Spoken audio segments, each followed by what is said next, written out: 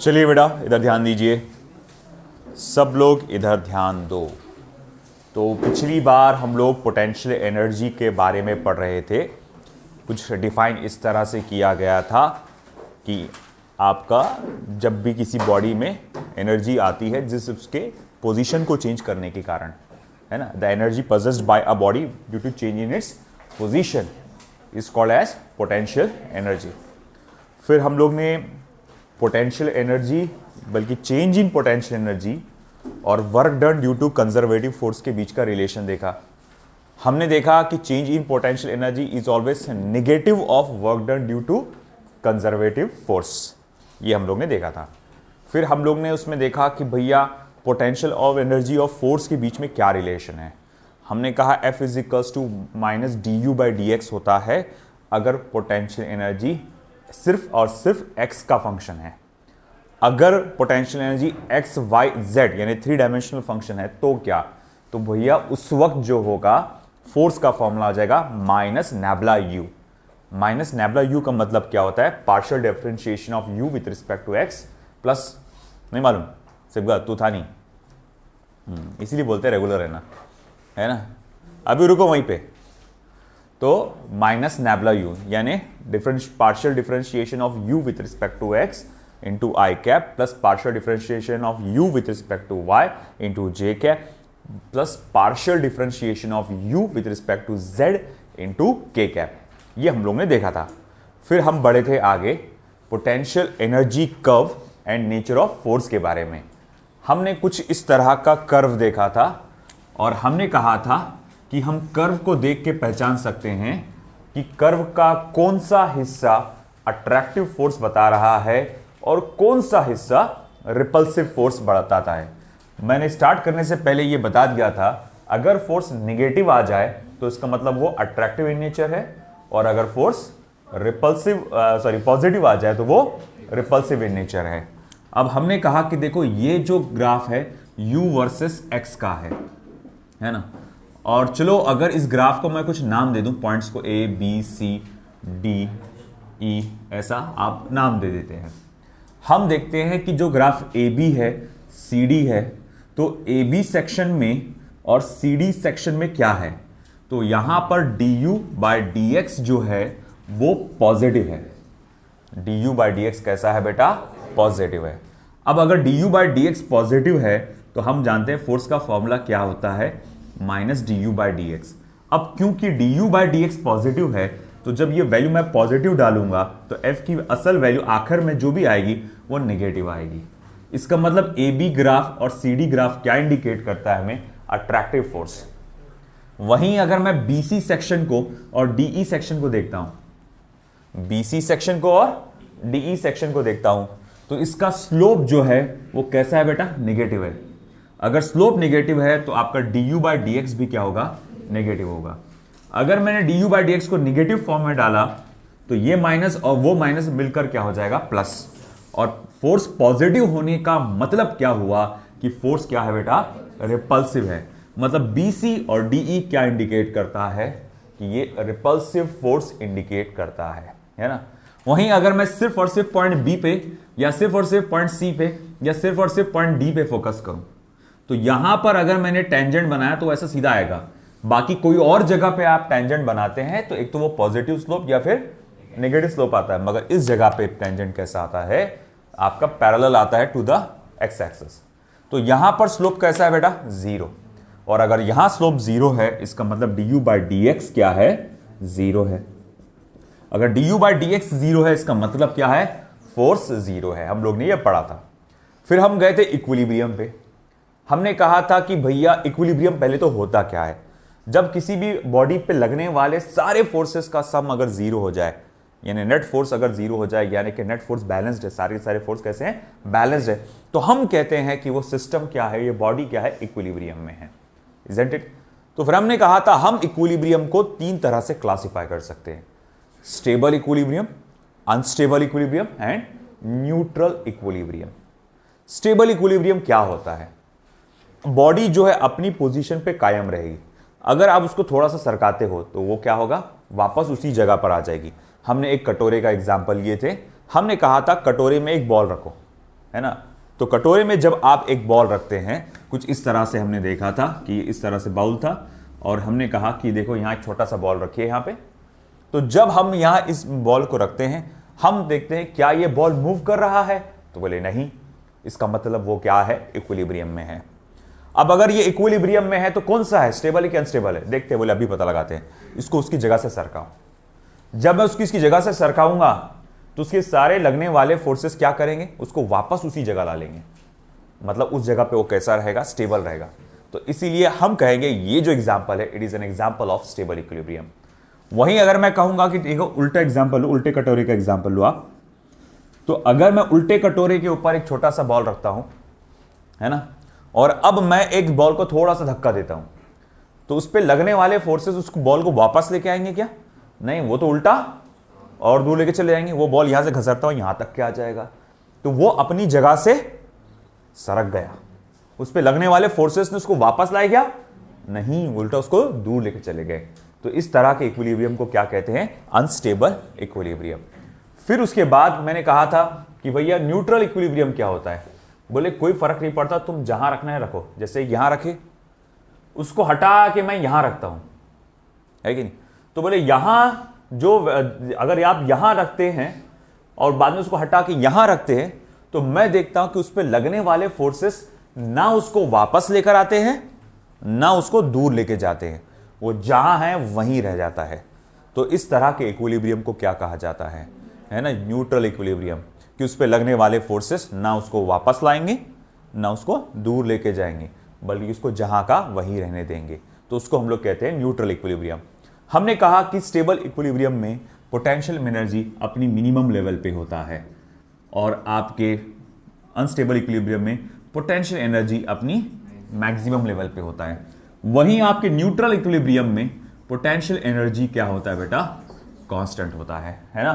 इसी के साथ साथ मैंने ये भी पता लगाया था कि अगर मैं जहां पर स्टेबल इक्विलिब्रियम है, अगर डबल डेरिवेटिव लेता हूं डी पोटेंशियल एनर्जी का, तो वो कैसे आएगा बेटा, पॉजिटिव, है ना। और अगर मैं डबल डेरिवेटिव लेता हूं यहां पे, तो ये कैसे आएगा बेटा, नेगेटिव। और अगर मैं यहां पर डबल डेरिवेटिव ले लेता हूं तो वो तो भैया जीरो हो जाएगा, है ना। और ये कैसे होगा ये भी सब बताया था मैंने ग्राफ के अंदर आपको सारी चीजें, और हम लोग ने फिर उसके ऊपर कुछ एग्जांपल्स देखे थे। अब यहां पर हमारा पार्ट हुआ कंप्लीट। अब हम जा रहे हैं आगे ग्रेविटेशनल पोटेंशियल एनर्जी पे। ग्रेविटेशनल पोटेंशियल एनर्जी को हमको बहुत लाइट में पढ़ना है, क्योंकि वो ऑलरेडी हमको पढ़ने को मिलेगा आगे ग्रेविटेशन चैप्टर में। तो हमको बहुत ही बेसिक थोड़ा थोड़ा ही पढ़ना है, इसको बहुत ज्यादा डिटेल में नहीं जाना है, ठीक है। अमजद, इसमें और इंक डालो, भेजो।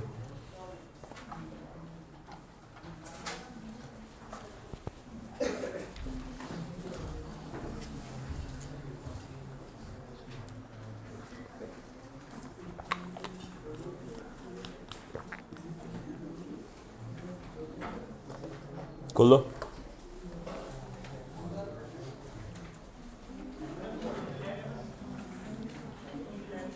इसमें ब्लू डालो, इसमें ब्लैक डालो।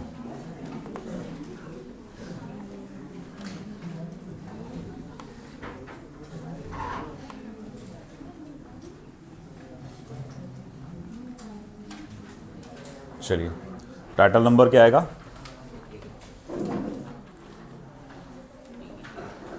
वो लिस्ट दिया होगा ना मैं बना के शुरू में। हाँ,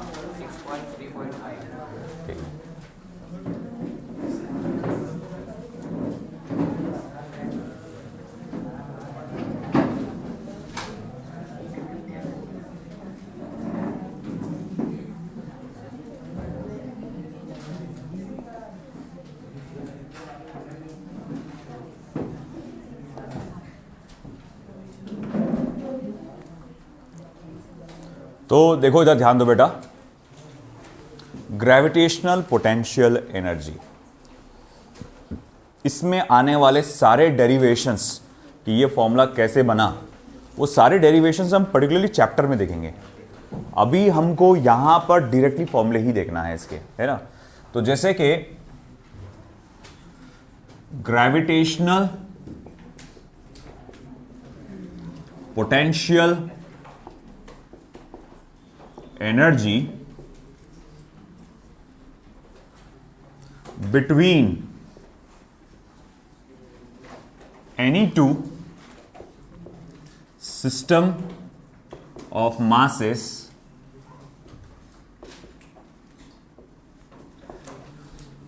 separated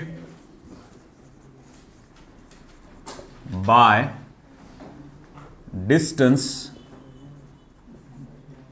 small r is given by, कोई भी दो मास है, कोई भी दो मास सिस्टम में, ये एक मास है और ये एक मास है मान लो, इसकी वैल्यू m1 है, इसकी वैल्यू m2 है, इन दोनों के बीच का डिस्टेंस कितना है भाई, r है। तो इन दोनों के बीच में ग्रेविटेशनल पोटेंशियल एनर्जी का फॉर्मूला क्या आएगा, तो it will be -g m1 m2 upon r। जैसे कि मैंने कहा कि मैं डायरेक्टली अभी फॉर्मूला लिख रहा हूं, है ना, अभी मैं यहां पर डेरिवेशंस पे नहीं आया, डेरिवेशंस मैं लूंगा ग्रेविटेशन चैप्टर में, ओके। मगर हमको यहां पर स्पेसिफिकली ये फॉर्मूले से डील नहीं करना है। हाँ, यहां पर आपको कैपिटल जी आया, आप सभी लोग जानते हैं कैपिटल जी क्या है ना, क्या कहते हैं इसे, यूनिवर्सल ग्रेविटेशनल कांस्टेंट, है ना, यूनिवर्सल ग्रेविटेशनल कांस्टेंट, ये कहलाता है यूनिवर्सल ग्रेविटेशनल कांस्टेंट, ठीक है। If a body is raised to height h from the surface of the earth, अगर किसी बॉडी को सरफेस ऑफ द अर्थ से हाइट h तक हम अगर उसको उठाते हैं तो चेंज इन पोटेंशियल एनर्जी का फॉर्मूला क्या आएगा, then change in potential energy of the system. अब सिस्टम बोले तो कौन हो गया, सिस्टम किसको बोल रहे हैं हम लोग, अर्थ को और एज वेल एज बॉडी को, दोनों को मिलाकर हम सिस्टम कहते हैं, is delta U is equals to mgh upon 1 plus h upon r। तो भैया change in potential energy of the system क्या हो जाएगा, mgh upon 1 plus h upon r। अब अगर h बहुत ज्यादा छोटा रहा कैपिटल R से, h बहुत ज्यादा छोटा रहा कैपिटल R से, तो मैं h अपॉन r को अप्रोक्सीमेशन में 0 कंसीडर कर सकता हूं, है ना, क्योंकि भैया आंसर तो बहुत छोटा आएगा ना ये। अगर भाई 1 अपॉन 100 करता हूं तो कितना आएगा, 0.01। इतना छोटा लेके क्या करोगे यार, बल्कि वो उससे भी छोटा रहता है ना। अब अगर रेडियस ऑफ अर्थ बोले तो कितना होता है, 6400 kilometres, 6400 kilometres radius of earth है, 6400 किलोमीटर। और हम लोग कितना हाइट ऊपर ले आते हैं, 2 मीटर, 3 मीटर, 4 मीटर, 10 मीटर। अरे कितना छुटुक सा है ये, है ना, इतना सा है भैया, रेडियस इतना बड़ा है, हाइट इतना सा है कि।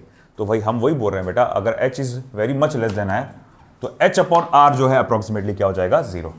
Therefore change in potential energy of the system क्या हो जाएगा बेटा, mgh। और हम यही वो फॉर्मूला है जो हम लोग जो इस्तेमाल करते हैं ना पोटेंशियल एनर्जी का, change in potential energy. Potential energy मतलब वो असल में चेंज इन पोटेंशियल एनर्जी का ही होता है। तो वो कितना होता है, mgh, है ना, mgh है ना। तो ये है, तो भाई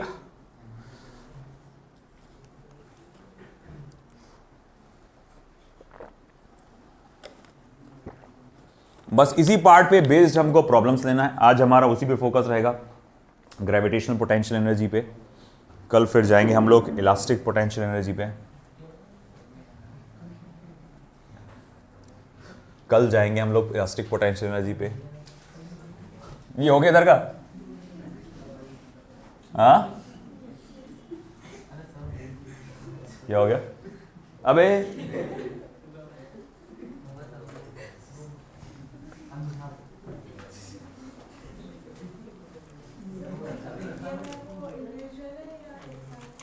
क्या चीज?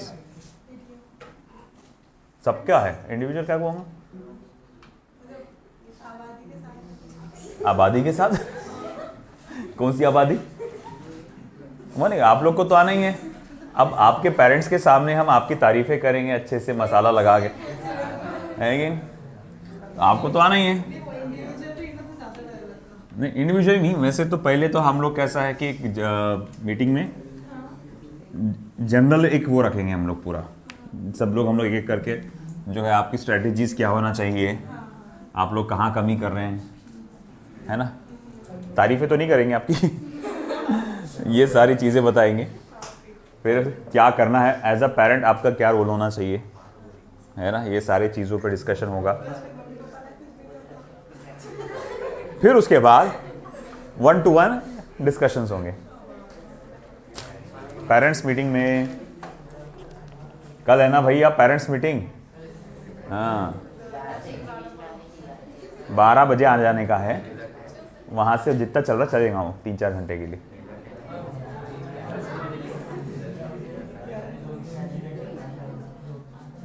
जो नहीं आएगा पेरेंट्स को लेके उसको एंट्री नहीं है अगले दिन से।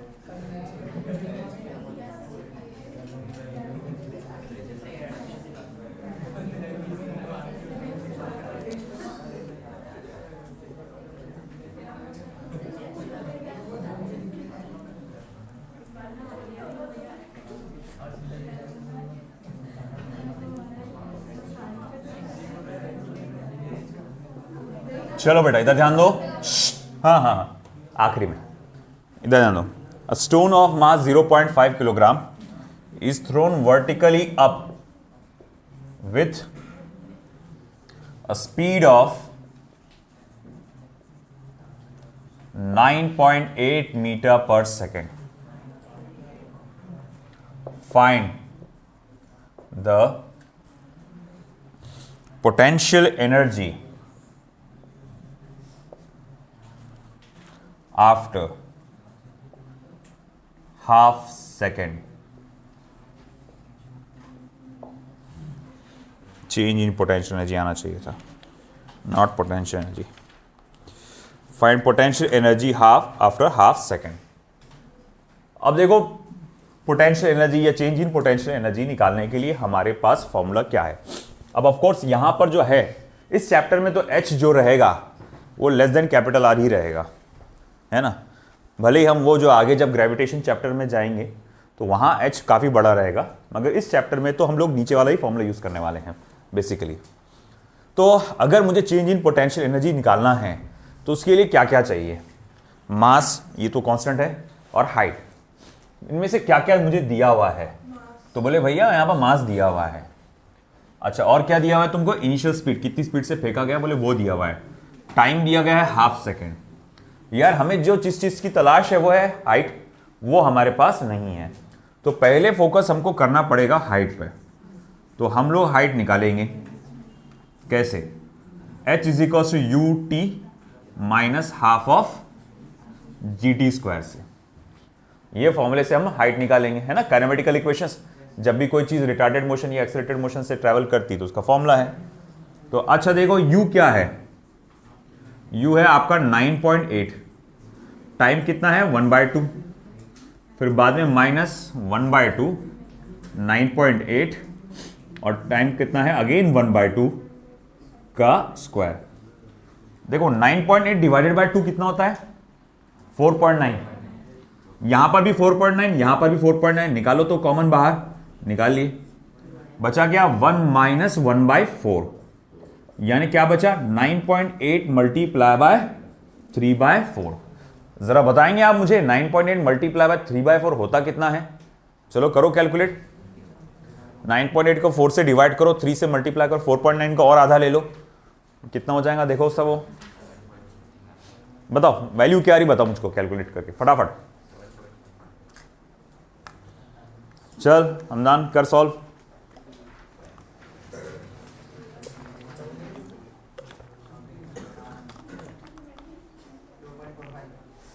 गलत।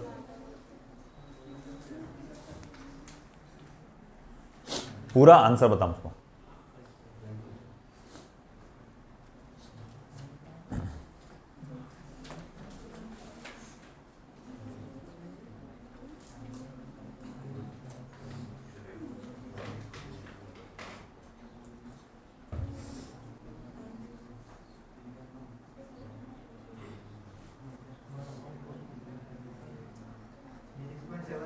3.67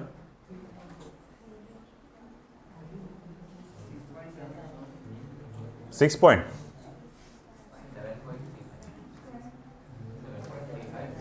फिर ये आंसर कैसे गलत दिखा हुआ है? ut minus half of gt square is equal to 3.67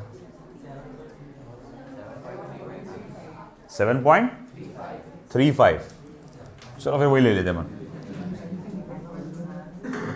एक बार चेक करो वैल्यू बराबर डाली हुई है सारी यार पच्चर पढ़ता हूँ मैं। u की वैल्यू 4.2 टाइम के half second minus half of t का स्क्वायर। ओके फिर 4.9 माइनस, अरे यार ये 4.9 है ना, ये वही तो बोलूँ।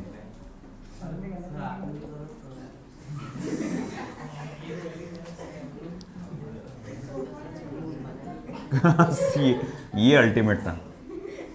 कहां से आया वो पहले से था 9.8। तुम्हारा सवाल ये होना चाहिए था 9.8 कहां से आया? 9.8 डिवाइडेड बाय 2 4.9, 9.8 डिवाइडेड बाय 2 4.9, फिर यहां से 4.9 यहां से 4.9 निकाला बाहर अपन ने, है ना। सवाल ये होना था कि यहां 9.8 कहां से आया, तो आप पूछ रहे 4.9 कहां से आया। तो अच्छा चलो भैया ये तो हो गया। अब चेंज इन पोटेंशियल एनर्जी क्या आएगा फिर? mgh, तो 0.4 मल्टीप्लाई बाय 9.8 मल्टीप्लाई बाय 3.67। जरा बताइए क्या आंसर आ रहा है?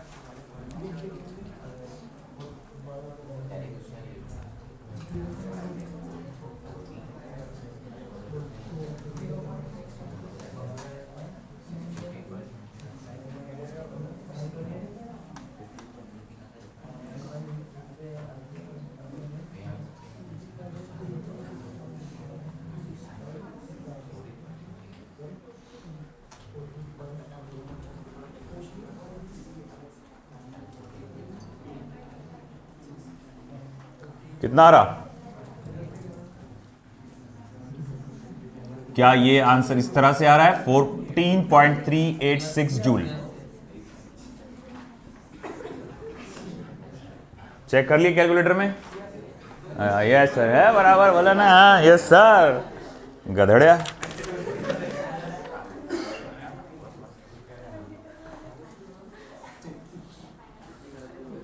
तूने मुझे याद दिला दिया उसकी। जब मैं गया नहीं था, जब मैं 12th का एग्ज़ाम दे रहा था, फिज़िक्स का पेपर दे रहा था, मेरे फिज़िक्स का बहुत बुरा हाल है ना। अब हुआ यूँ कि भाई पेपर 1 तो गया ख़राब, पेपर 2 में मेरे दोस्त ने सजेस्ट किया चीटिंग करने का मुझको। अब मैंने लिख के क्या चिट्ठा। अब कैसा है कि अपन साल आप ज़िंदगी में पहली बार चीटिंग कर रहे हो। अपने को लग रहा था क्लास में सब लोग ईमानदारी से लिख रहे हैं, अपन ही सिर्फ अकेले चीटिंग कर रहे हैं, है ना। ऐसा मुझे लग रहा था, है कि नहीं। मैं अपने आप को कोस रहा, नालायक देख पढ़ता नहीं तू करके, ये देख कैसे सब पढ़ के आ रहे लिख रहे। अब मेरे जस्ट एक बेंच पीछे वो बंदे ने जब पकड़े गया, सर्चिंग चली, तो साले के पास वो जो दुकानों पे इस्तेमाल करते हैं ना कैलकुलेटर बड़ा वाला, वो निकला बाहर, ये बड़ा कैलकुलेटर। अरे मैंने बोला भाई तू कम से कम छोटा ला लेता, इतना बड़ा क्या, इतनी बड़ी हिम्मत। और ऊपर से डाइजेस्ट वो 21 आती ना, वो मैं बोला भाई मैं एक इतनी सी चिट्ठी लेकर टेंशन में ले रहा, और ये तो पूरा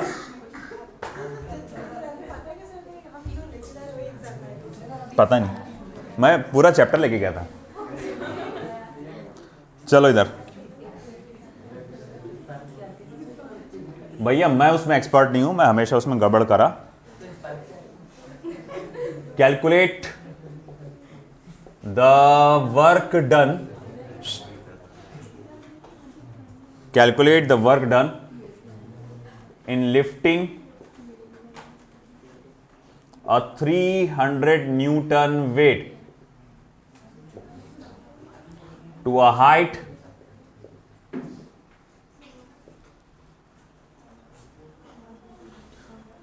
height of 10 meters with an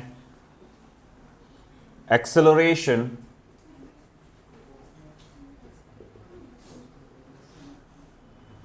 with an acceleration 0.5 meter per second square. Take small G equals to 10 metre per second square. अल्हम्दुलिल्लाह।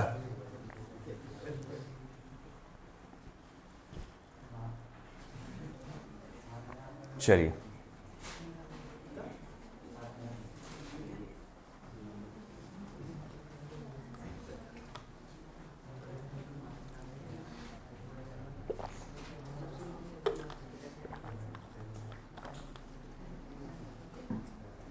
तो एक ऑब्जेक्ट है जिसका वेट 300 न्यूटन है। मान लो ये वो ऑब्जेक्ट है, इसका वेट नीचे की तरफ लगेगा, ग्रेविटेशनल फोर्स mg, जिसकी वैल्यू कितनी है बेटा, ए बेटा इधर ध्यान दे, जिसकी वैल्यू कितनी है 300 न्यूटन। कितनी है 300 न्यूटन। अब अगर उसका वेट 300 न्यूटन है तो उसका मास कितना होगा रे भाई, उसका होगा मास कितना, W अपॉन जी करो तो 300 अपॉन 10 यानी कि 30 किलोग्राम। इसका मास क्या होगा 30 किलोग्राम। अच्छा एक बात बता, जब तू उसको ऊपर उठाएगा विथ एक्सेलरेशन a, कुछ याद आया तेरे को लिफ्ट का कुछ फिनोमेना सूडो फोर्स करके? जब भी कोई चीज को आप झटके से ऊपर उठाते तो भैया उसका वजन आपको ज्यादा फील होता, तो यहां क्या क्या क्या लगेगा, सूडो फोर्स। तो यहां लगेगा सूडो फोर्स जो कि नीचे की तरफ डायरेक्टेड रहेगा, और सूडो फोर्स क्या रहेगा ma। ओके, और हम देख रहे हैं कि ऑब्जेक्ट को आप इस तरह से ऊपर की तरफ खींच रहे हैं, तो हम कहेंगे total force acting along Y axis क्या आएगा, तो बोले भैया वो तो mg प्लस ma आएगा, है ना। और ठीक है, फिर आप क्या करते हैं, total force along Y axis को अगर आपको याद होगा, नहीं mg प्लस ma, अपने को क्या निकालना है, अच्छा वर्क डन निकालना है ना अपने को, सॉरी हाँ वर्क डन ही निकालना है अपने को। तो total force acting along Y axis आएगा mg प्लस ma, और हमें चाहिए वर्क डन। तो वर्क डन हम कैसे निकालेंगे, तो बोले total force acting along Y axis को डिस्प्लेसमेंट से मल्टीप्लाई करो। अच्छा डिस्प्लेसमेंट को h से बोलेंगे क्योंकि वर्टिकल है। अच्छा ठीक है भाई, कितना है total force acting along Y axis, तो बोले mg प्लस ma यानी mg plus a multiply by h। m कितना है बेटा 30, या अगर मैं डायरेक्ट वैल्यू डाल दूँ तो पूरी इसकी m की वैल्यू, चलो ठीक है दे देते हैं, तो 30 10 प्लस 0.5 मल्टीप्लाई बाय h, कितना ऊपर लेके गए थे आप 10 मीटर्स। तो देखो कितना आ रहा आंसर इसका,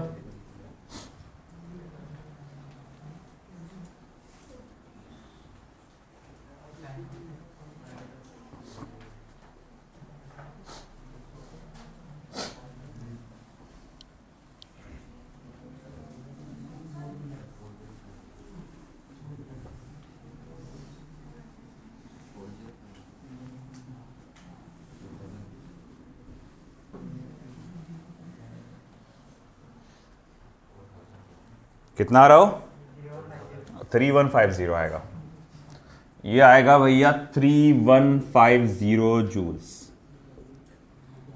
3150 जूल्स।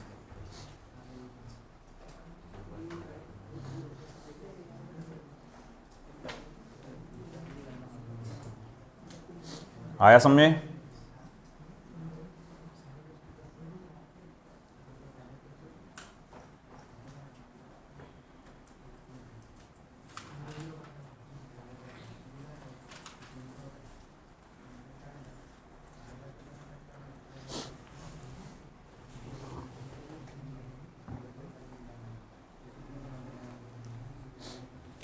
ये वाला क्वेश्चन इंपॉर्टेंट है।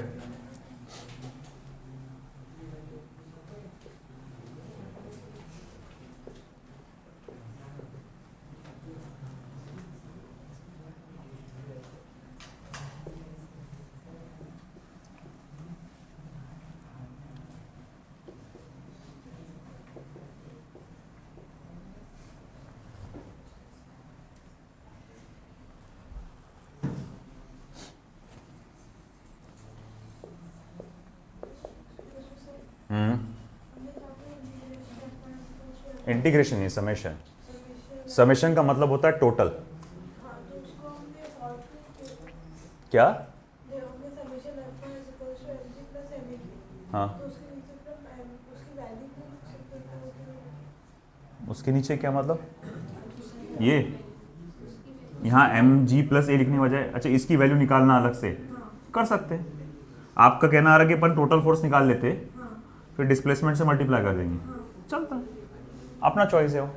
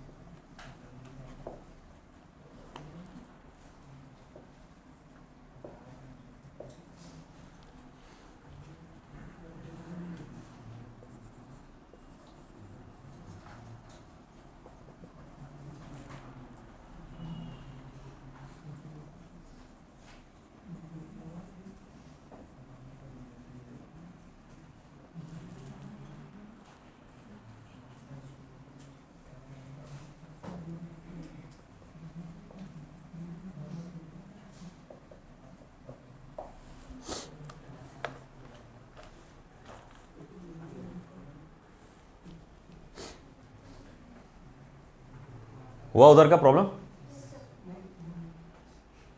बातें कर दो।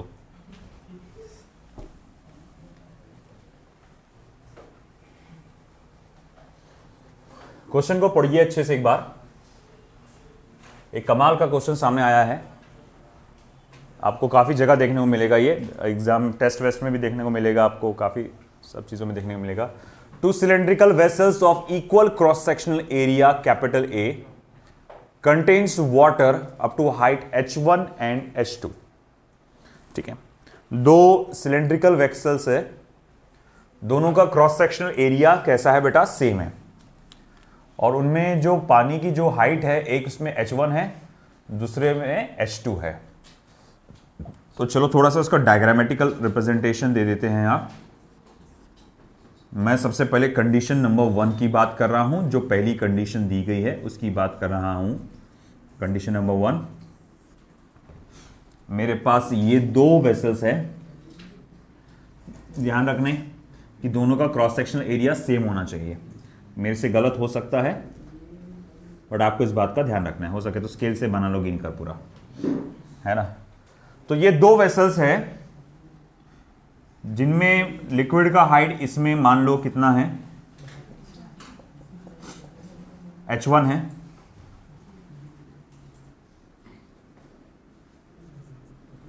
और इसमें जो लिक्विड का हाइट है वो कितना है,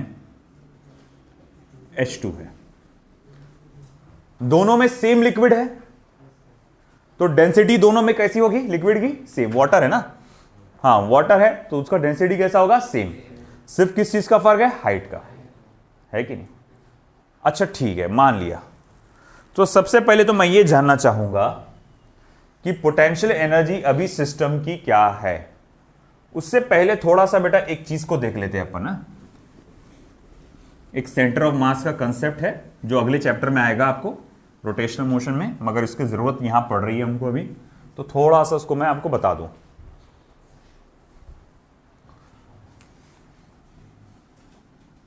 मान लीजिए ये दीवार है सामने और एक अच्छा खासा बड़ा सा ब्लॉक यहां पर रखा हुआ है। दीवार से ब्लॉक के सामने वाला डिस्टेंस जो मैं देखूंगा वो 3 मीटर का है, और जो पीछे वाला डिस्टेंस है वो 5 मीटर का है ना। तो फिजिक्स के अनुसार इस ब्लॉक का डिस्टेंस इस ब्लॉक का डिस्टेंस इस दीवार से कितना है? 3 मीटर है, 5 मीटर है, या फिर कुछ और है? फिजिक्स के अनुसार इस ब्लॉक का डिस्टेंस इस दीवार से कितना है? Correct, 4 metre. न 3 न 5, 4 मीटर। उसको छोड़ो, अभी का इधर ध्यान दो। हाँ, ये एक अलग चीज समझाने की कोशिश करा जो इससे जरूरत पड़ेगी यहां पे, कि ये दीवार है और मैंने कहा ये ब्लॉक है। मैंने कहा सामने वाला हिस्सा कितनी दूरी पे है? 3 मीटर पे। और ये पीछे वाला हिस्सा कितनी दूरी पे है? 5 मीटर पे। मैंने कहा ये ब्लॉक की दूरी कितनी है इससे? तो मैंने बोला न 3 है ना 5, 4 मीटर। बोले कैसे? असल में आपको अगर ब्लॉक का डिस्टेंस देखना है तो हम उसका सेंटर ऑफ मास देखते हैं, उसका सेंटर ऑफ मास। मिसाल के तौर पे कि सेंटर ऑफ मास बीचों बीच आ रहा है, अगर ब्लॉक यूनिफॉर्म है तो बीचों बीच आएगा, है ना। तो अब अगर इसका सेंटर ऑफ मास बीचों बीच आ रहा है तो यहां से लेकर यहां तक का डिस्टेंस क्या होगा? 4 मीटर। डिस्टेंस क्या होगा बेटा? 4 मीटर। तो हमेशा किसी भी बॉडी का अगर डिस्टेंस देखना है तो हम लोग उसकी सामने वाले किनारे से या पीछे वाले किनारे से नहीं देखते, हम कहां से देखते? सेंटर ऑफ मास से देखते।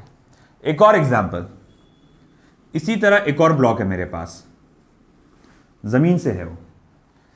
मैं देखता हूं कि ये भैया यहां से यहां कितना है, तो बोले 2 मीटर की हाइट पे है ना। और यहां से यहां कितना है, तो बोले ये है हाइट आपकी 4 मीटर, है ना। ये हाइट कितनी है बेटा? 4 मीटर।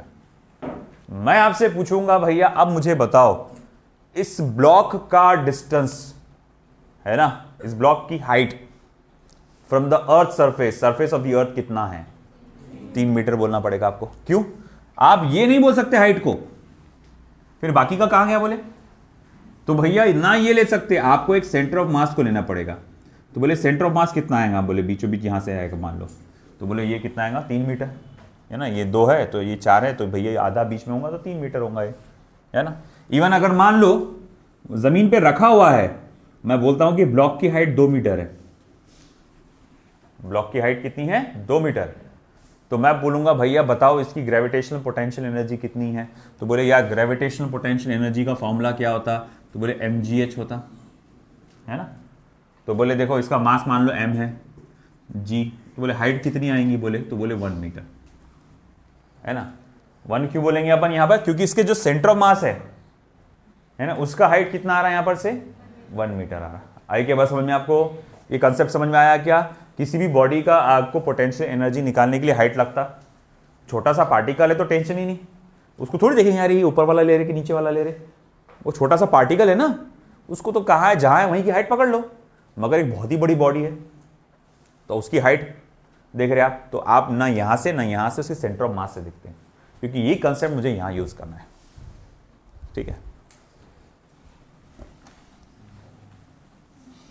तो अब अगर मैं कहूंगा इस तरह का मेरे पास बीकर है ना, फिलहाल अभी अनअटैच्ड है, आपस में एक दूसरे से जुड़े हुए नहीं है।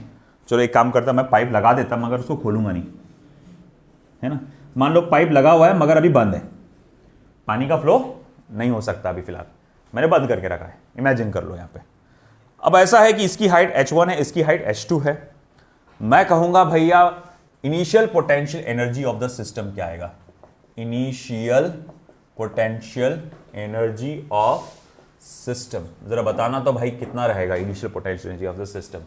तो मैं UI करके बोलता हूं initial potential energy of the system को। तो बोले देखो ये आएगा m1g h1 plus m2g h2। वैसे मुझे h1/2 कहना चाहिए, h2/2 कहना चाहिए। ये समझ में आया क्यों? हाँ, सेंटर ऑफ मास से लेते अपन, ये यहां से लेना पड़ेगा इसी हाइट h1/2 और h2/2, है ना। ठीक है, चलो थोड़ा उसको आप देखेंगे। m1 को क्या लिख सकते? देखो since mass is equal to क्या है आपका? Density into volume. मास का फॉर्मूला क्या होता है? डेंसिटी इंटू वॉल्यूम, है ना। और वॉल्यूम को यहां पर क्या लिख सकता हूं मैं? एरिया इंटू हाइट लिख सकता हूं, है ना। तो जिसको मैं क्या लिख सकता हूं? Density area into height. चलो ठीक है, तो फिर potential energy of the system क्या बनेगा? रो ए h1 GH1/2 प्लस रो AH2 GH2/2। अब आगे क्या, अच्छा जी रह गया, रो ए जी को बाहर निकालो। देखो initial potential energy of the system, rho A G को बाहर निकालो, H1 स्क्वायर, बल्कि 2 को भी बाहर निकाल लो, H1 square plus H2 square बच जाएगा अंदर। रो ए जी और 2 को मैंने क्या करा, बाहर निकाल लिया, तो बचा क्या, सिर्फ H1 square plus H2 square. यहां तक समझ में आया क्या? पहले सिर्फ इस पार्ट पे फोकस करो। यहां तक समझ में आया सभी को? आपने क्या किया, सिस्टम का पोटेंशियल एनर्जी निकाला। आपने कहा कि ये जो पानी का कॉलम है उसकी पोटेंशियल एनर्जी कितनी होंगी, तो इस पानी के कॉलम का मास जी और इसके सेंटर ऑफ मास की हाइट, तो बोले सेंटर ऑफ मास की हाइट कितनी होंगी, H1/2। इसी तरह यहां क्या होंगे, H2/2। मैं जानता हूं मास का फॉर्मूला होता है डेंसिटी इंटू वॉल्यूम, वॉल्यूम को लिख सकता हूं एरिया इंटू हाइट, तो उसी फॉर्म से मैं लिखूंगा मास की जगह रो AH1, है ना, पानी के कॉलम का पूरा हाइट, और ये जी जैसे कि वैसी, H1/2 जैसे कि वैसी। इसी तरह से यहां मैं बोलूंगा कि ठीक है, अच्छा जी हट दोबारा आ गया, हाँ। अब अगर मैं कहूंगा यहां M2 की जगह क्या आएगा, तो बोले रो AH2, है ना, M2 की जगह क्या लिखूंगा, रो AH2, जैसे रो AH लिखा था, रो AH2 GH2/2। फिर उसके बाद इसमें से रो AG और अपॉन 2 को कॉमन निकालो, रो AG/2 कॉमन निकल गया, H1 into H1 H1 square, H2 into H2 H2 square. चलो इसे दे दो इक्वेशन नंबर 1। हाँ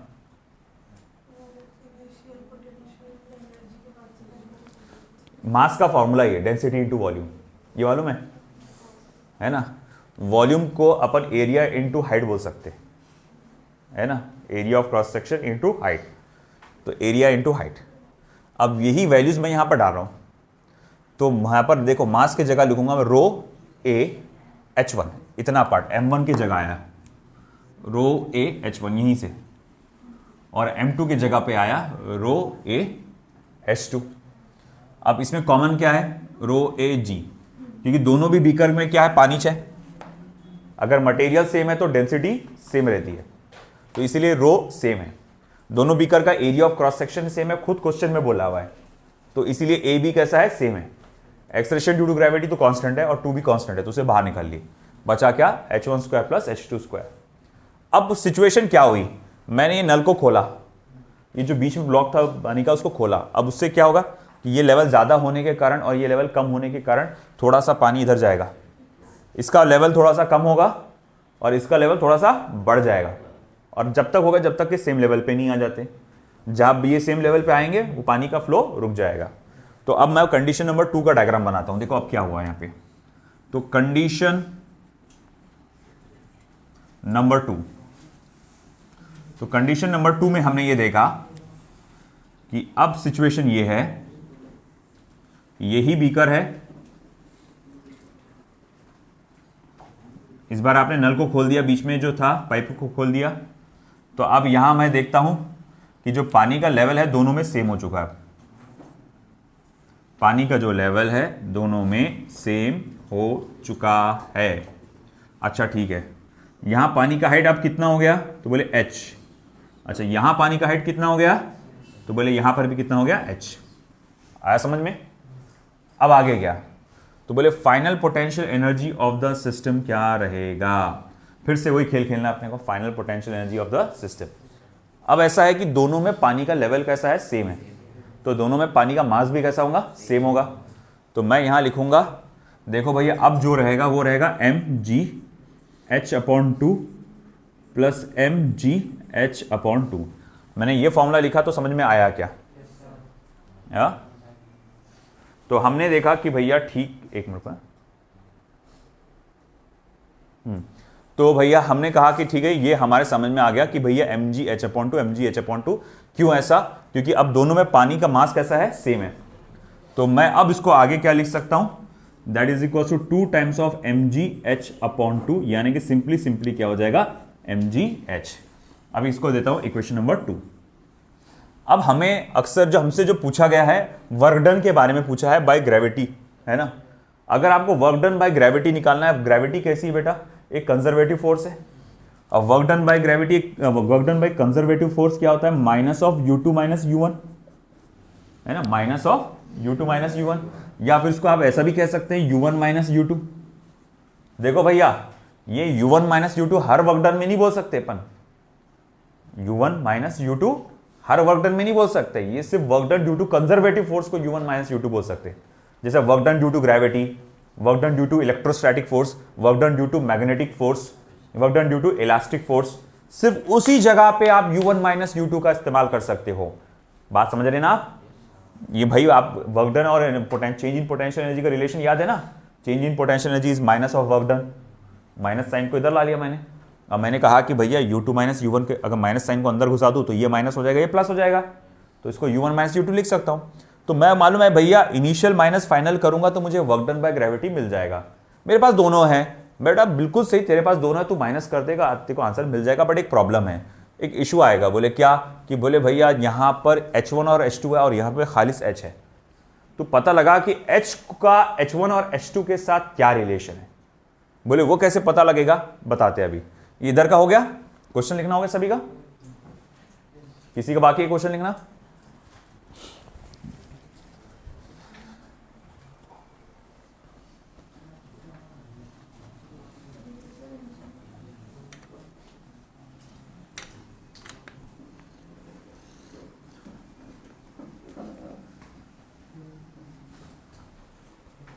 अच्छा, उसको एक काम करते हैं, डेंसिटी के फॉर्म में भी कन्वर्ट कर देते पहले, क्योंकि वो फिर बाद में इशू हो जाएगा। फिर देखो मास को अगर मैं डेंसिटी के फॉर्म में कन्वर्ट करूंगा तो वो हो जाएगा rho A H into G H, तो ये हो जाएगा rho A G H square. इसे इक्वेशन नंबर 2 दे दो। अब मुझे H और H1 प्लस H2 का रिलेशन निकालना है। अच्छा एक बात बता, पानी इधर से उधर गया, मान ले इसमें 4 लीटर पानी था, इसमें 2 लीटर पानी था, कुल मिला के कितना पानी था? 6 लीटर। इसमें जब पानी उधर चला गया तो अब यहां 3 लीटर पानी है और वहां पर 3 लीटर पानी है। अभी भी पानी का कुल मिला के कितना वॉल्यूम है? 6 लीटर। तो उससे एक बात समझ में आया, जब पानी एक कंटेनर से दूसरे कंटेनर में गया, है ना, नो डाउट एक कंटेनर में पानी की हाइट कम हुई तो दूसरे कंटेनर में पानी की हाइट बढ़ी, मगर ओवरऑल अगर देखा जाए पूरा दोनों कंटेनर का मिला के पानी का जो वॉल्यूम है वो अभी भी कैसा है? सेम है। पानी के वॉल्यूम पे कोई फर्क पड़ा क्या? है? अगर यहां पर पहले 6 लीटर था तो अभी भी 6 लीटर पानी है, वॉल्यूम को लीटर्स में गिनते हैं अपन, तो वो पहले अगर 6 लीटर था तो अभी भी 6 लीटर ही है, उसमें कोई फर्क नहीं पड़ा। तो मैं यहां लिखूंगा since volume of the water is constant in both condition, क्योंकि पानी का वॉल्यूम कांस्टेंट होता है दोनों कंडीशन में, तो मैं लिख सकता हूं A into H1 plus A into H2 is equal to A into H plus A into H। बोले यहां के पानी का वॉल्यूम क्या है? तो बोले ये कंटेनर में पानी का वॉल्यूम क्या आएगा? तो बोले area of cross section into height. इस कंटेनर में पानी का वॉल्यूम क्या आएगा? Area of cross section into height. अच्छा, पूरा सिस्टम में पूरा इनिशियल वॉल्यूम क्या रहेगा फिर?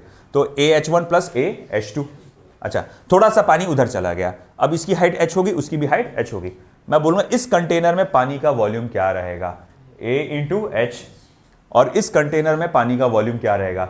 A into H। अब ये पाइप का मत पूछ लेना, पाइप बहुत छटाक भर का है उसके सामने, है ना। तो भैया A into H, A into H। तो बोले भैया फिर मतलब जो वॉल्यूम पहले था अभी भी वही है, वैल्यू बदल रही है, बस हाँ इस कंटेनर में वैल्यू कम हुई है मगर इस कंटेनर में बढ़ गई है। तो कुल मिलाकर देखा जाए तो अभी भी वैल्यू कैसी है? सेम है। आपको साफ नजर आ रहा है कि area of cross section common निकल के कैंसिल हो जाएगा और मैं H1 प्लस H2 को क्या लिख सकता हूं? Twice of H। और H को क्या लिख सकता हूं? H1 plus H2 divided by 2। सही है बेटा।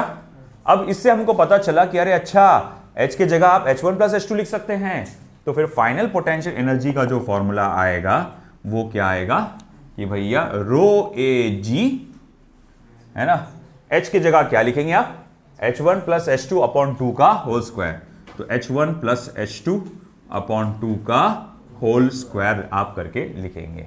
आई गया बात समझ में आपको, है ना, जिसको आप फिर बाद में 2 को इधर ले लिया अगर आपने, तो रो ए जी अपॉन 4 H1 ओ भाई H1 प्लस H2 का होल स्क्वायर, ये ऐसा आ जाएगा। ठीक है, अब हमारे पास फाइनल पोटेंशियल एनर्जी का फॉर्मूला आया है। अब हमें क्या करना है, तो अब बोले अब इन दोनों को सब्ट्रैक्ट करना है, इनिशियल माइनस फाइनल करना है। इधर का हुआ क्या नीचे का, अब लिख लो फटाफट।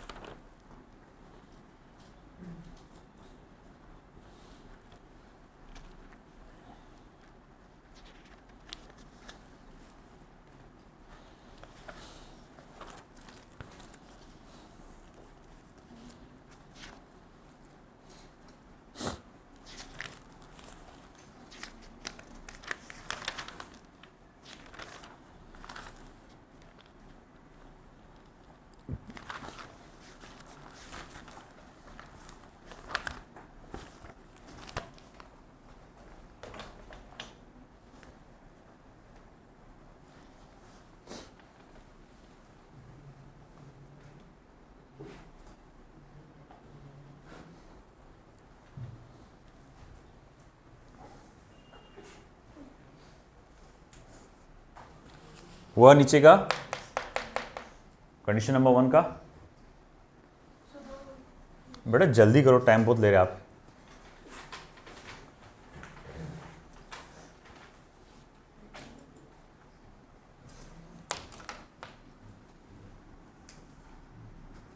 ये अलग है ना, ये कुछ याद नहीं तुमको, मैंने बाद में बस लिखने लिखा था समझाने के लिए।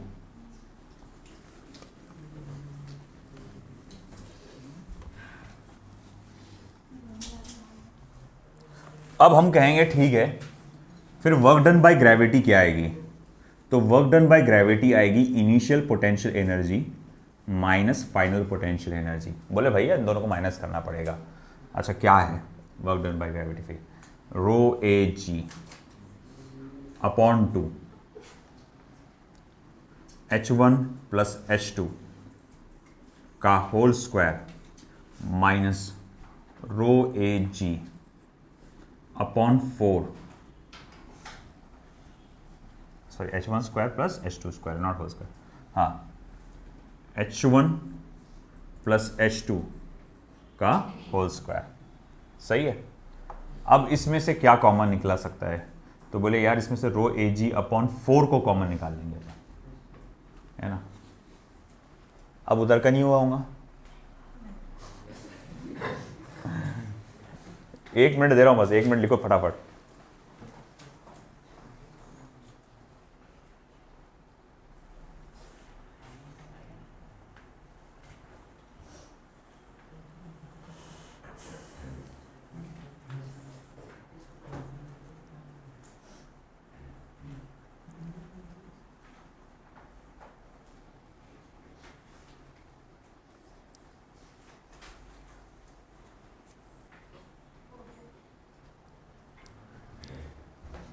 किसी का बाकी यहां तक हो गया?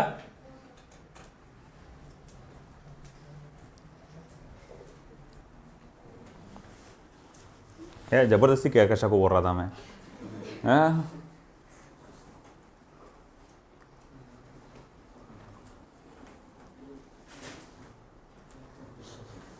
स्पीड बढ़ाओ रे अपनी लिखने की। चलो हुआ। तो अब मैं क्या करने वाला हूं, यहां से कुछ चीजें कॉमन निकालूंगा। रो ए जी कॉमन निकालूंगा, 2 को भी कॉमन निकाल सकता हूं या 4 को भी कॉमन निकाल सकता हूं मैं। अगर 4 कॉमन निकाला तो यहां 2 मल्टीप्लाई करना पड़ेगा, अगर 2 कॉमन निकाला तो यहां 2 रह छोड़ना पड़ेगा मुझको। अपनी मर्जी, अपने को जो करना है करो। तो अब देखो भाई,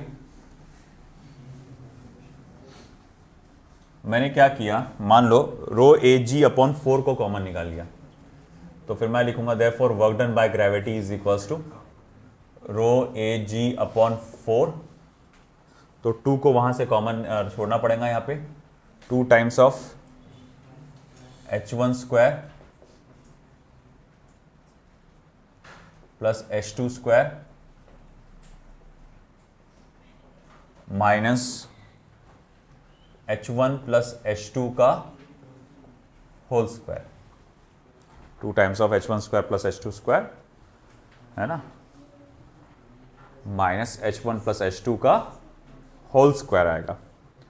अब ऐसा है कि ठीक है, h1 प्लस h2 के होल स्क्वायर को एक्सपांड करो और वो 2 को अंदर मल्टीप्लाई करो, तो वर्क डन बाय ग्रेविटी क्या हो जाएगा, rho A G divided by 4, 2 times of h1 square plus 2 times of h2 square minus h1 square plus twice h1 h2 plus h2 square,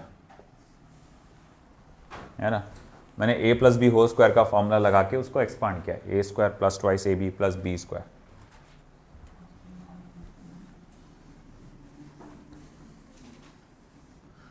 फिर आगे क्या, देखो work done by gravity is equals to rho A G upon 4 twice of h1 square plus twice of h2 square minus h1 square minus twice h1 h2 minus h2 square.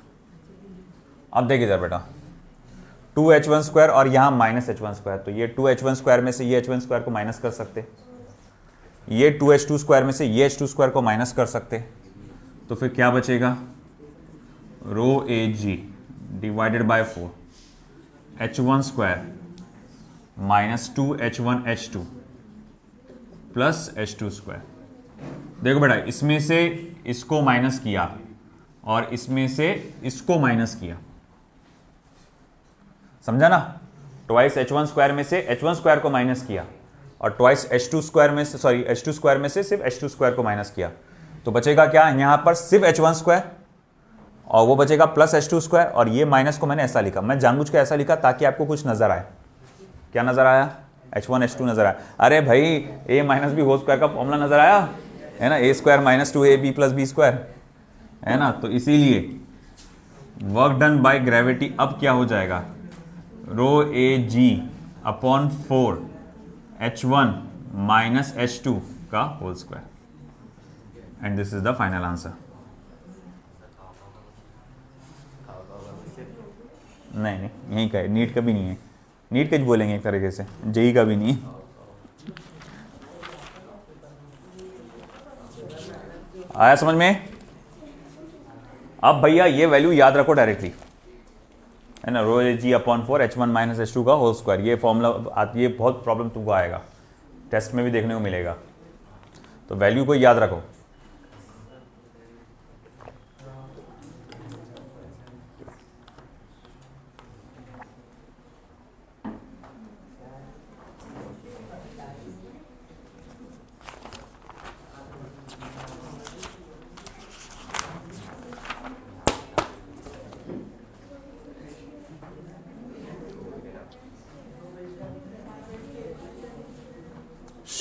क्या कैसा हो गया, पक्का मिटा दूं पूरा,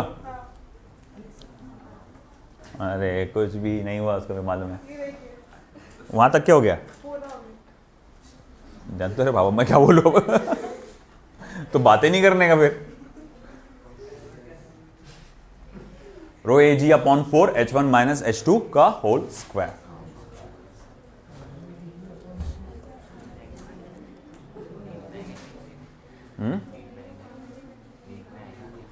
हीट में, NEET में आ सकता,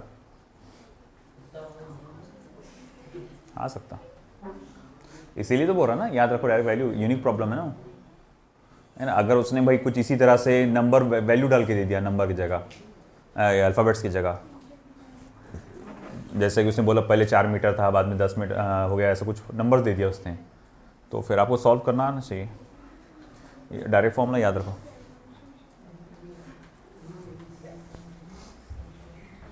बोल गया, उनकी तबीयत ठीक नहीं है, मैं खींच ही रहा हूँ वैसे भी बिना बोले। टाइमिंग 10 बजे से है ना वहाँ पर।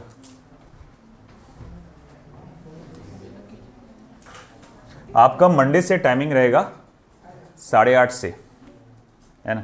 आप पे थोड़ा सा रहम खाते हुए, है ना, 8 के जगह हम 8:30 बजे से स्टार्ट कर रहे हैं सेशन, 8:30 से 10, और फिर सो ऑन 10 से 11:30, 11:30 से 1, ऐसा चलेगा।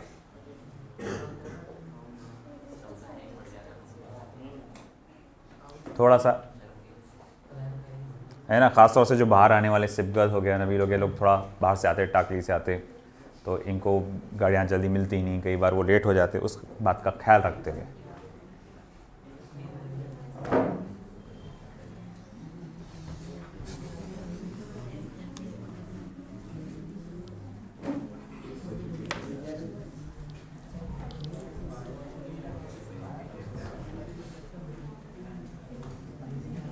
हो गया बेटा?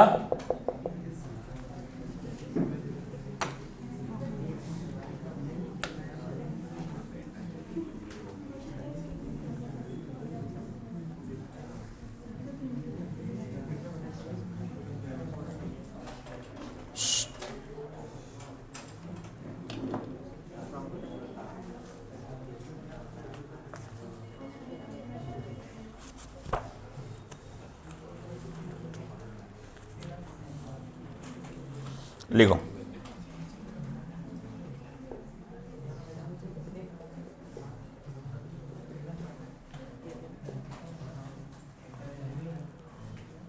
A bolt of mass 0.3 kilogram falls from ceiling.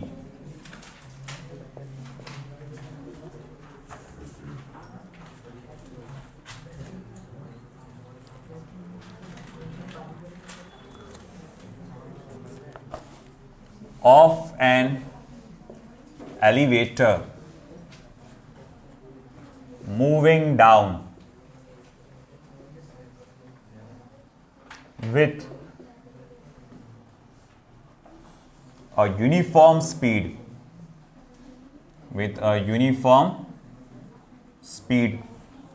बेटा बातें नहीं, of 7 meter per second. It hits the floor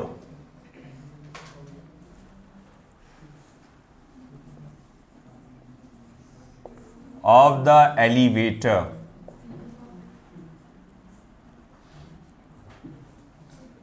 length of elevator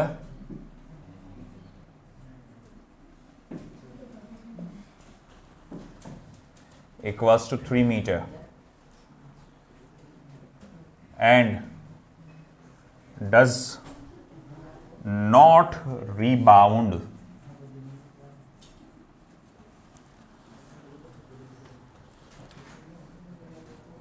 what is the heat produced by the impact? तो इस इम्पैक्ट से कितना हीट प्रोड्यूस्ड हुआ है? Would your answer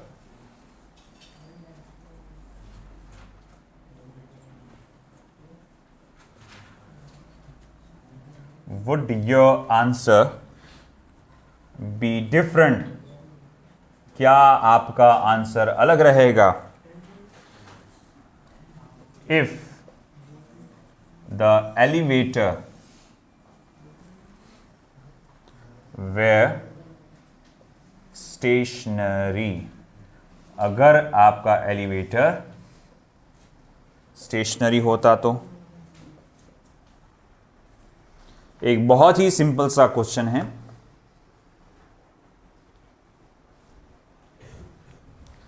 elevator means lift, lift की बात चल रही है, तो लिफ्ट का एक बोल्ट जो है जिसका मास 0.3 किलोग्राम है, वो सीलिंग से गिरकर, उसकी छत पे से गिरकर उसके फ्लोर पे आके गिरता है। लिफ्ट जो है यूनिफॉर्म स्पीड से जा रही है ऑफ 7 मीटर पर सेकेंड। वो क्या करता है कि फ्लोर को हिट करता है और ऊपर से लेके नीचे तक का जो लेंथ है यानी हाइट है जो एलिवेटर की वो 3 मीटर है। उसने ये बताया कि भैया वो रिबाउंड नहीं हुआ है ना, वो वापस आया नहीं। तो भैया अब हुआ क्या? तो अगर वो रिबाउंड नहीं हुआ तो फिर भाई पूछ रहा है वो हीट कितनी प्रोड्यूस होगी। अब आप कई लोग सोच रहे होंगे साला ये हीट का क्वेश्चन यहाँ से कहाँ से टपक गया, है ना। तो बेटा कुछ नहीं, एक सिंपल सा लॉजिक है, heat is also form of energy, heat is also form of energy. और हम जानते हैं by law of conservation of energy, energy can neither be created nor be destroyed, it can be just converted from one form to another form, है ना। बात ऐसी हुई यहाँ पे कि जब वो नीचे आया, बोल्ट जमीन पे टकराया, अगर वो टकरा के बाउंस होता तो मतलब ये होता कि पहले तो उसके पास क्या थी, जब वो नीचे आ रहा था तो काइनेटिक एनर्जी थी, है कि नहीं। और फिर उसके बाद जमीन पे जब जैसे जैसे वो नीचे आ रहा तो kinetic energy, sorry my mistake, फिर से लेते हैं। जब वो ऊपर था हाइट पे तो पोटेंशियल एनर्जी थी, जब वो नीचे आ रहा था पोटेंशियल एनर्जी कम हो रही थी और काइनेटिक एनर्जी बढ़ रही थी। धीरे धीरे आ रहा है, काइनेटिक एनर्जी बढ़ते जा रही, पोटेंशियल एनर्जी कम होते जा रही, और फिर बाद में ये टकराता है। टकराने के बाद जब वो वापस बाउंस करता है तो ये वापस से जो काइनेटिक एनर्जी है कन्वर्ट हो रही है पोटेंशियल एनर्जी में। मगर हुआ ये कि देखो पोटेंशियल एनर्जी थी, वो आया, टकराया, वहीं रुक गया। तो बोले काइनेटिक एनर्जी गई कहाँ? तो कहीं ना कहीं किसी दूसरे फॉर्म में रिलीज हुई होगी। हो सकता है वो लाइट के फॉर्म में स्पार्किंग हुआ होगा, हो सकता है वो हीट के फॉर्म में, हो सकता है वो साउंड के फॉर्म में, कहीं ना कहीं वो कन्वर्ट हुई होगी। तो इस क्वेश्चन में साफ बता दिया है कि वो हीट के फॉर्म में कन्वर्ट हुई है। तो और उसने ये बोला कि जरा सा भी रिबाउंड नहीं हुआ। अब अगर जरा सा भी रिबाउंड नहीं हुआ मतलब सारी की सारी एनर्जी हीट के फॉर्म में कन्वर्ट हो गई। तो आपको करना क्या है, यहाँ पे सिर्फ आपको देखना है कि चेंज इन पोटेंशियल एनर्जी कितना आया। तो मैं बोलूंगा देखो, अगर आपको चेंज इन पोटेंशियल एनर्जी निकालना है तो भैया वो तो रहेगा mgh, delta U is equal to mgh। In case अगर लिफ्ट, इन सुन लो बेटे मेरी बात, अगर लिफ्ट एक एक्सेलरेटेड मोशन से ऊपर जाता या नीचे आता, मान लो अगर लिफ्ट एक्सेलरेटेड मोशन से ऊपर जाता तो ये फॉर्मूला लिखा जाता था mg plus a into h, क्योंकि सूडो फोर्स आ जाता था वहां पे। और अगर वो एक्सेलरेटेड मोशन से नीचे आ रहा होता तो ये mg minus a into h आता। मगर क्योंकि ये यूनिफॉर्म वेलोसिटी से नीचे आ रहा है तो फॉर्मूला क्या आएगा, mgh, change in potential energy. तो भैया ये जो चेंज इन पोटेंशियल एनर्जी है यही हीट बन चुकी है।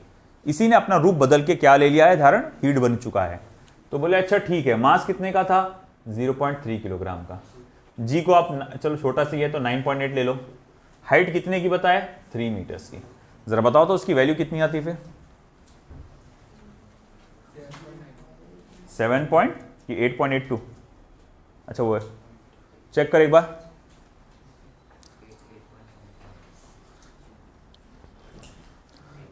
.82 आना चाहिए। This should be the answer और समवॉट नियर टू इट, है ना। 8.82 आया समझ में? अरे भाई आया क्या समझ में, है ना। तो ये था हमारा ग्रेविटेशनल पोटेंशियल एनर्जी के प्रॉब्लम्स। और इसमें जैसे मैंने कहा था कि इसमें मैं ज़्यादा नहीं लूँगा क्योंकि ये डिटेल में आगे ग्रेविटेशन चैप्टर में ही कवर होने वाला है। मगर अगला जो है वो हमारा काफ़ी इंपॉर्टेंट है, दैट विल बी आपका क्या था, इलास्टिक पोटेंशियल एनर्जी, स्प्रिंग का मैकेनिज्म।